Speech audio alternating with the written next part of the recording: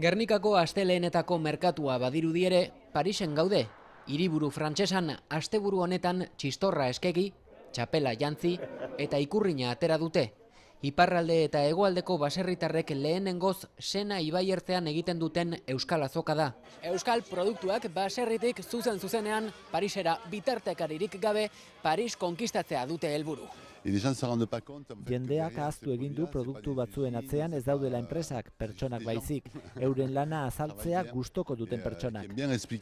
Eta ideia horrek ekarri ditu honaino. Prezioek altu xamarrak badirudite ere, ondo dakite Parisko kontsumitzailea komentzitzen. Gurea oso ona dela ikusten dute, zeren erosi aurretik proba egiten dute. Saltzailearen azentuak soilik gustu berezia ematen dio eta produktua ahora eramatean ona da. Ez dator plastiko batean, benetakoa da. Eta originala izateaz gain, harrigarria ere izan daiteke. Parisen saltzen ez diren produktuak daudelako hemen, piper eta pipermin freskuak adibidez. Ikusten dituztenean, gindiak edo Ibarrako piparrak usten zituzten txiliak ziala eta oso pikanteak ziala. Horrela, Parisek gaur supermerkatuko gurditxoa aparkatu eta hotzara bete du, baserri zaporez.